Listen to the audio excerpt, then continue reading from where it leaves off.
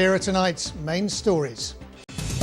Lockdown rules are relaxed in parts of West Yorkshire as the government lifts restrictions in some areas. We'll have all the details. Counting the cost of a new school term, the families facing tough decisions and the communities stepping in to help. We're on the East Coast to see if the last bank holiday before Christmas is attracting the staycation crowds. On what should have been a busy weekend of events, we find out how organisers are making sure the shows go on. And for the final 3 days of the meteorological summer, it is going to feel a little bit more like autumn, but as well as cooling down, it's settling down. Full forecast a little later on.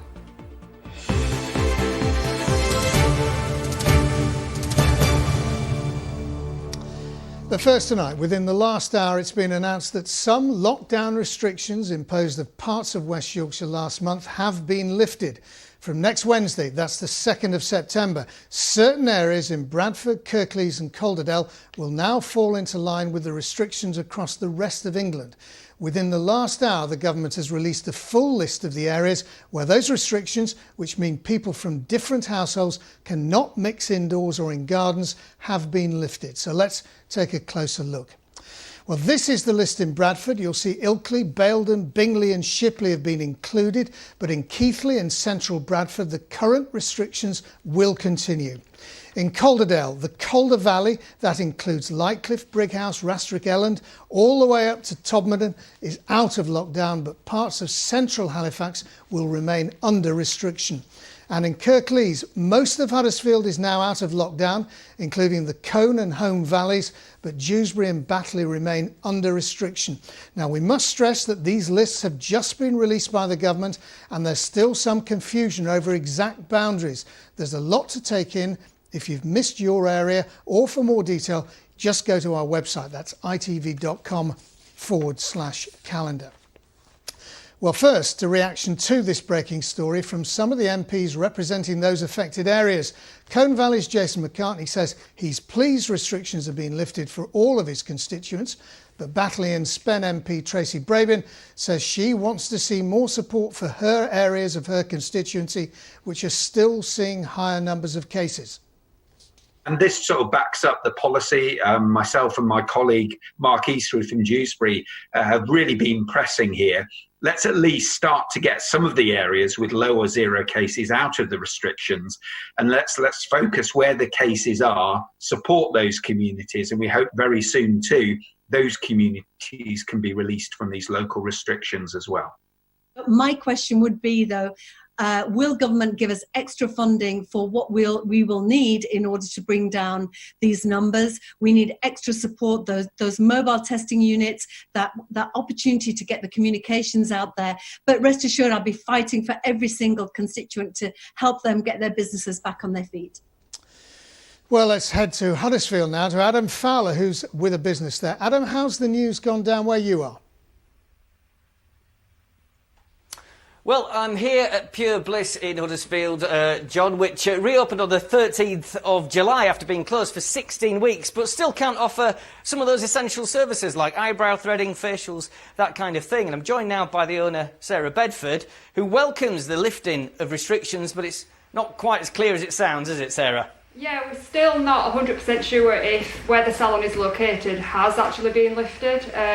They've announced a couple of areas which are close by, Dalton, Almondbury, Newsham, but Aspley isn't actually on the list, so we are still a bit unsure as to whether that we are actually in that area that has been lifted. I really hope we are.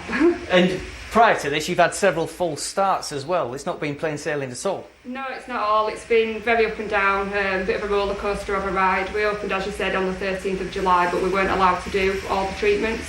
We then could do the treatments on the 1st of August, but 12 hours prior to being able to do that, they said that we couldn't. So we had to cancel all the clients and unfortunately rearrange everybody again, and we're still waiting. So we're hoping that we are in the area that has been lifted and that we will be able to continue then to do all our treatments. And how have the customers been with all this? They've been great, very supportive. I've got a very loyal client base. I've been in the industry for 15 years now, so a lot of clients that obviously have been coming for a long time. But everybody are desperate for their eyebrows doing, desperate for the facials, and wanting to get back to some kind of normality. Yeah. OK, well, Sarah, thanks very much for your time. The reason, by the way, that the government's not lifting these restrictions until Wednesday is because they want time to communicate where and how these restrictions will apply. No doubt that will be very welcome indeed. OK, thanks very much, Adam. Now, in the last few minutes, the leader of Bradford Council has responded to the latest government advice issued this afternoon. Here he is. Some people in Bradford will be pleased tonight, but others will feel it's very unfair. Obviously, I'm slightly disappointed because obviously we wanted the whole district this time to be out of the local lockdown because our infection rates are down this week by 10, and we thought we can do better by doubling down our efforts on local test and trace, which we as a council are funding, and also going door to door on home testing, all those things that are starting to make a real difference because we're doing those in Bradford. So some people are going to be very disappointed tonight, but I'd encourage them to say we'll work with them to make sure we get through this. That's the leader of Bradford Council. Well, all this, of course, is a developing situation, and you can keep across what it means for you and your area on our website. That's the usual address, itv.com/calendar. And, of course, we'll have updates on our late bulletin at 10:30.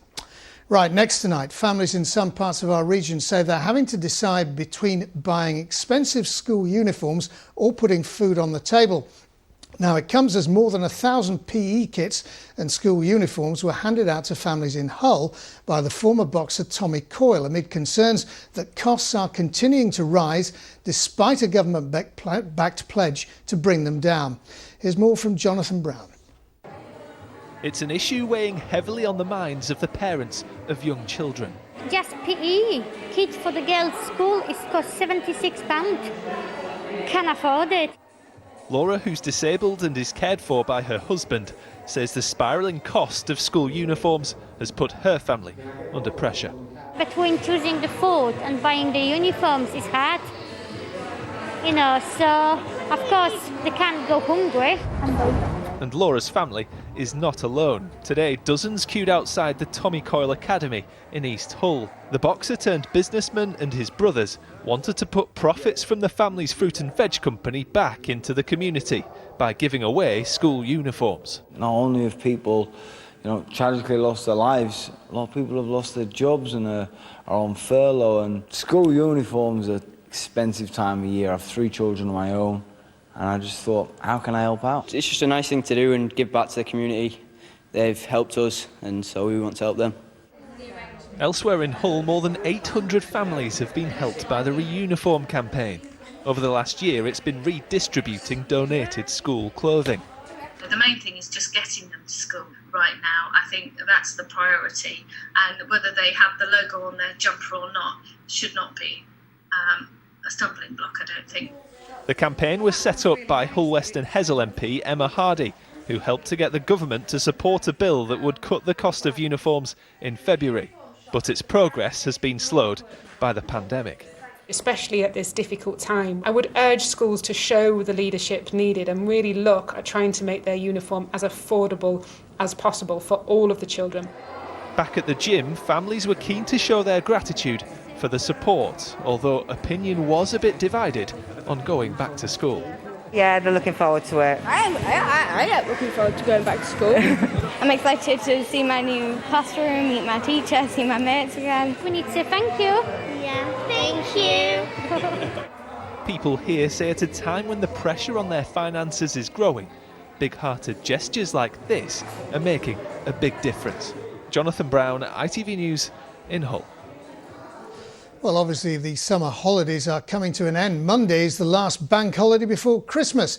Now, tourism took a major hit early on in the pandemic, but there's plenty of evidence that as lockdown rules were relaxed, families decided to holiday here in the UK rather than abroad. Will that be enough to rescue our tourism industry? Well, we sent Katie Cole to Whitby to find out. For years, the odds have been stacked against our local tourism industry, with holidaymakers choosing to go abroad rather than staying at home. COVID looked like the last straw, but over the last few weeks, for business owners like Mitch Tubey, things have picked up. It's not been a usual summer that we're used to, but we're just glad to be back up, and it seems to be a lot more people coming to town than normal, and people are being well behaved, they're social distancing, they're trying to... Some people forget the mask, but the majority of people put them on, and then we tell them to put them on and they're all fine with it, and Everybody sanitises, everybody's getting used to it and being quite compliant with us. For more than 3 months, Whitby was on lockdown. These were the scenes when we filmed in the town over Easter bank holiday weekend. Eerie and silent. And today, as we approach this bank holiday weekend, holidaymakers are out in force. Despite the bad weather, many are making the most of what this seaside town has to offer. On the arcade, the Penny arcades. Have a nice lunch, some great fish and chips, and just make the most of this very miserable day. But we're surrounded by beautiful countryside, and there's still a fun atmosphere going on this typical wet bank holiday August weekend. We're just going to be looking around for something to do, and he wants to go in a pirate ship. And what do you think of Whitby? It's nice. I think it would be better if it was sunny. I mean, we could be sat at home in the cottage now, just watching the TV, but what's the point? Don't matter. You have raincoats for a reason, don't you? Even if the weather's not guaranteed, uncertainty over travelling abroad means more of us have chosen to holiday at home this summer. According to Google, in July, online searches for holidays in Yorkshire were up 285%. But with so much of 2020 lost to COVID, for those whose businesses rely on tourism, is a strong summer enough? Hopefully, yes. Yeah, we're fairly confident that we will do. The reduction in the VAT has helped as well. So, and obviously the Eat Out scheme has been extremely popular. Hopefully the season will extend into October, November, December, hopefully, and then we'll take next year as it comes. The future for tourism looks about as predictable as our great British weather. But like the holidaymakers we met today, businesses here are making the most of the final weekend of summer. Well, that government Eat Out to Help Out scheme mentioned in Katie's report comes to an end on Bank Holiday Monday. Lauren Hall has been looking at how successful it's been. Its aim was to fill up restaurants by filling up diners with heavily discounted meals. And there's been quite an appetite for the Eat Out to Help Out scheme. It's been running throughout August on Mondays, Tuesdays and Wednesdays, giving people half-price food and soft drinks up to a maximum of £10 off per person. More than 64 million meals had been claimed under the scheme by the end of last week. The number of people visiting restaurants is also up by nearly 2/3 when you compare last week with that of the previous year. It all comes to an end on Bank Holiday Monday, but some restaurants have said they'll extend the scheme or will be offering other discounts for a short period. A takeaway delivery service has also launched an Eat In to Help Out scheme, subsidising the cost of meals from small local restaurants next month. Well, the fortunes of places like Whitby this weekend could very much depend on what the weather's going to do, and Kerry's got some of the details. Yes, well, I can't promise Whitby will start the weekend settled, but it's good news for all of us as the weekend evolves. Conditions are settling down. I'll have the full forecast a little later on. First, stay with us because still to come on the programme this evening. As many bank holiday events are scrapped because of the pandemic and now the weather, we're at one where the festival organisers, these hardy festival goers, insist the show will go on.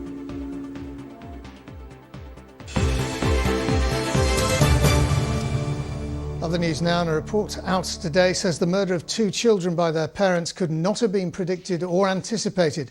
Sarah Barras and her half-brother Brandon Machin strangled their eldest sons Tristan and Blake and plotted to kill 4 younger siblings at Shire Green in Sheffield. Here's David Hurst. She's serving a minimum of 35 years in prison for the murders of 2 of her 6 children. Yet according to the conclusions of today's report, Sarah Barras was a loving, caring and competent mother. Her actions and that of her half-brother Brandon Machin, also jailed for the children's murder, could not have been foreseen, according to the serious case review carried out by the Sheffield Children's Safeguarding Partnership. There's no evidence that any practitioner could have identified or anticipated the actions that were taken. Blake Barras, 14, and his 13-year-old brother Tristan were strangled, the report says, because their mother was terrified she was raising monsters and was convinced social services would take them away. There were also attempts to kill the 4 younger siblings. Today, many questions, including why 14 different agencies involved with the family failed to discover that Sarah Barras and Brandon Machin were in a relationship, and he was the father of all 6 children. It would be wrong to say that the authorities missed it. They had worked very closely with particularly mother with this family, provided a great deal of support. There are things we undoubtedly could have done better, but these were children who were killed by their parents. They were not children who were let down by the system. The report urged professionals to be more curious in future when dealing with families in difficulty, and to include male carers when they're carrying out assessments. David Hurst, ITV News. 1 week on from the discovery of the body of a newborn baby girl at a recycling centre in Bradford, police and medical professionals say they're extremely concerned for the welfare of the girl's mother. Emergency services were called to the site on Bowling Back Lane last Thursday, where the newborn was found wrapped in a towel similar to this one. Tests concluded the baby was stillborn and not born in a hospital. The mother's being urged to come forward to get help and support she may need. This is a really tragic situation. The baby wasn't alive when it was born.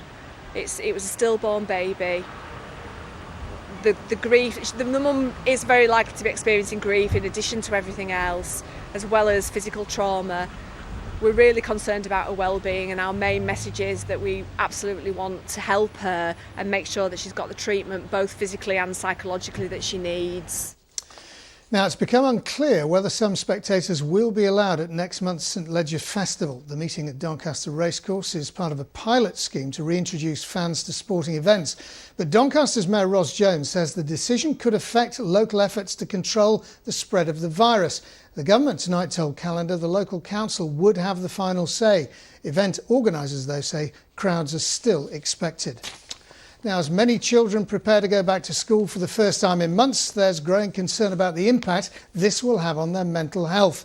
For some, the thought of being back in a classroom after spending months at home is causing serious worry, while others are unsure about what the new normal may mean for them. Nithya Rajan has been speaking to pupils to see how they're feeling. The work may be familiar, but their workspaces are not. Perspex screens and antibacterial spray are now the norm in this art studio, and while these measures may protect students' physical health from COVID-19, the way the pandemic has affected their mental health is what's worrying teachers. Parents have said that some of the children have literally cried at the idea of kind of going to a social situation. And with that, you obviously don't want to push them, because the idea is that they want to enjoy and love art. So you need to get that balance of, encouraging children back to social situations, but at the same time making sure that it's done in a way that they feel safe. Even those who made it in remember how lockdown made them feel less confident about certain aspects of school. Coming in to school, it was really hard because I knew everyone there, but I hadn't seen them in like 3 months. It was a bit nerve-wracking because you didn't know if they still liked you, if this and that. Asked about the new term in front of them, the response is mixed.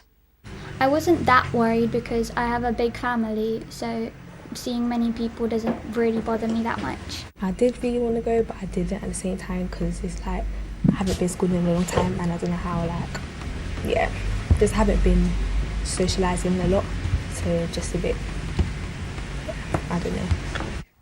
Articulating anxiety isn't always easy. Here at Parkinson Lane School in Halifax, they've got special measures in place to make the students feel supported. We know that children are going to be anxious, and therefore before the holidays we had 2 parent consultations, and we did that with children as well. To help teachers along the way, psychologists have an acronym with a few key points to focus on. MEMS W. So M stands for modelling calmness, modelling transitions, modelling acceptance and tolerance. E for effective communication, to be able to communicate effectively with children about the new normal and about allowing them to share their thoughts and feelings. M for mindfulness, this is a really important skill to tolerate anxiety. P for positivity, positive in the school environment. S for self-care, doing anything that the young person enjoys doing. So this may be connecting with other people or physical activities or being kind to one another.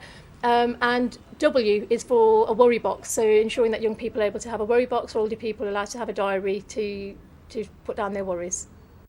In schools like this one, it's easy to see the changes caused by COVID-19, but perhaps the difficulty lies in monitoring its unseen impact on young people's mental health. Nithya Rajan, ITV News.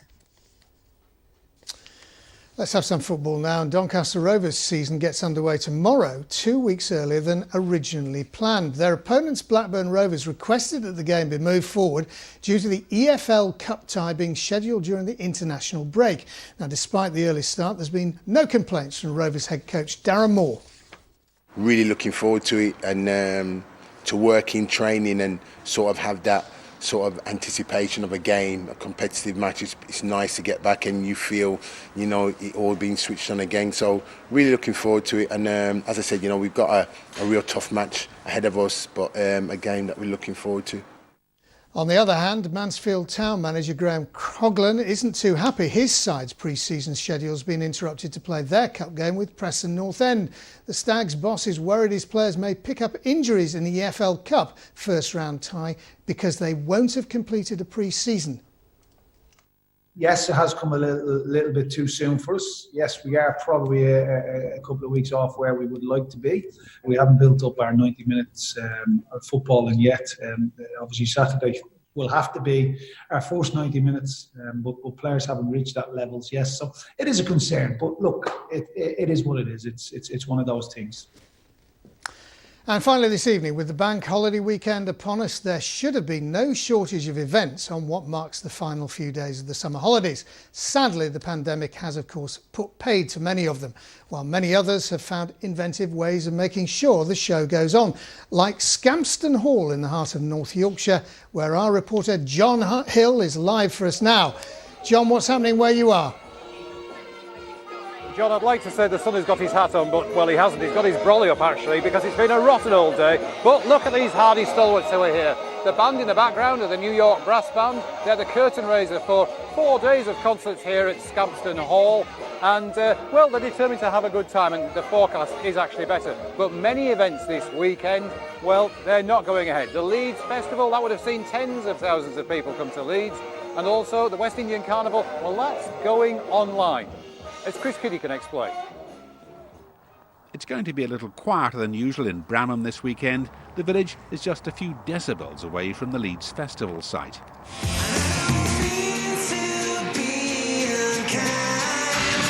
Liam Gallagher should have been headlining on Sunday, and some Bramhamites at least will miss him not being there. We get residence tickets, so we get to have all the excitement for not too much money. Have you lived through many Leeds festivals down the road there or not? I mean, yeah, go every year. You go every year, do you? Yeah. Ooh. It's always like this. For these residents, it would have been their first Leeds Fest. We would have gone just to be nosy, really. Yeah. Have the experience, that's right. The Holborn entrepreneur behind the festival says there's no substitute for live music with a massive audience. People just connect digitally, and that's great. It's absolutely fantastic that they do. But festivals provide that physical connection. And I think people really miss it, and I think it's really come to light just how many people have missed it. The Leeds West Indian Carnival is not on the streets this year, but is online, although organisers still want partygoers to get involved. We want people to put on their costumes. Anything will do. You can put on an old princess costume, an old pumpkin, an old costume from last year. But get involved, get your bar ready in the corner, get your garden ready, and we want people to have fun. 8-year-old Eve says she'll miss the dressing up in particular. I'm going to miss it, like how everyone's going to be here making costumes.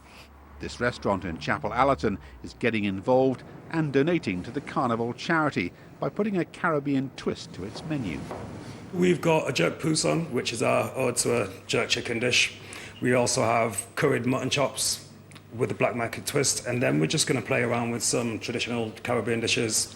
Such heartwarming food might have been in big demand if festival goers were flocking to Bramham, if only to keep out the cold. I think it might have been a bit damp underfoot there this year. Chris Kiddy, ITV News. Well, back here at Scampston where the event is going on, and a little earlier we caught up with some of the hardy festival goers. It's damp. Oh, it's good. It's a little damp. It's a little damp, but we're here for a good time. We're just happy to be out, really. Away from our husbands, Seeing different children, faces. children, husbands, And live music Washing as well, which is brilliant. And it's the first time this year, isn't it, really? Yeah. It is. Yeah, first opportunity we've had, so And we weren't make going to most of cancel it. just because of a little bit of rain. No. A light squall. Torrential downpour. Determined to have a good time. And with us is festival event organiser, James Cundall. James, this is, it's an interesting year for an event organiser, isn't It's it? an amazingly interesting year. This is one of the very few live concert series happening in the country, maybe 3 others. And we've got 4 concerts at Scampston and then 4 concerts at Ripley. And mercifully, the weather after the awful weather today is going to be good for the rest of the series. Now, you've had to become COVID secure like everything else, so what have you done? It's been hard work. We conceived this idea right during the middle of the lockdown. We felt that we had to try and do something to get a band like this, or Abermania, or Bootleg Beatles, or the others who've not played for 6 months to a live audience. We had to get them on a stage. So we designed this picnic patches. Everybody is 2 meters in an aisle from their neighbour, or in a cross aisle of 1 meter. They're in their own little pod. And, we took all the advice necessary to get this concert on.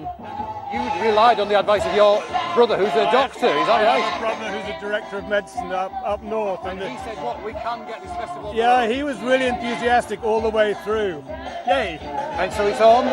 Hopefully the forecast is better, because it's been grim throughout the day, hasn't it? Well, I would be lying to say it's been a beautiful sunny day, but I mean, the first time I saw this band, it was at Glastonbury, and I was literally up to my waist in mud, so it's all their fault. James, we wish you well. As they say, there is no such thing as bad weather, just the wrong clothes. We've possibly got the right clothes at the moment, John. Thank you very much, John Hill. That's John Hill live for us near Malton, battling the music as well as the weather. Let's find out what it's going to be for the bank holiday weekend. Here's Kerry Gosney.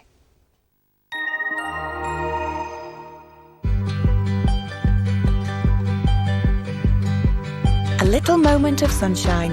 TUI sponsors ITV Yorkshire Weather.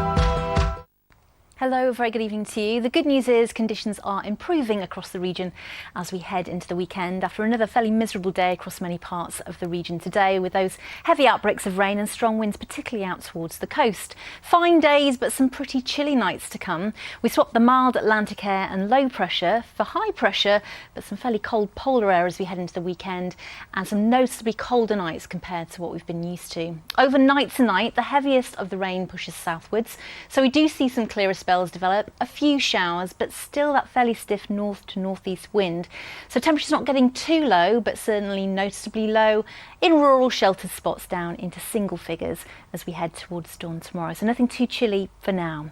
6:10 and 8:02 are your sun times as we head into tomorrow. And tomorrow will a little bit of a brighter day compared to the start of this morning, but there will be a few showers in the mix, and it's towards the second half of the day that we're likely to see some heavy pulses of rain to our Yorkshire coastline, and some fairly strong and gusty winds staying along that coastline as well for much of Saturday. The best of any sunshine will be Pennine areas, temperatures struggling across most parts of the region, a few degrees lower than the average. The rain does push away, and it gives us a colder, clearer night Saturday night into Sunday, and a much better day. Sunday is dry with plenty of sunshine and some decent temperatures in the sunny spells with lighter winds. So with lighter winds and dry and bright conditions, Bank Holiday Monday should stay fair, although it will potentially cloud up a little bit by the time we reach Tuesday, but the winds stay light, the temperatures on the cool side by day, and maybe low single figures by night. Have a lovely weekend. TUI sponsors ITV Yorkshire Weather. Thanks, Kerry. That's it from us. Our next update is at 10:30. The national and international stories are coming up next with Lucrezia Millarini. But now, from all the Calendar team here on Calendar, thanks very much for watching and have a great bank holiday weekend. Goodbye.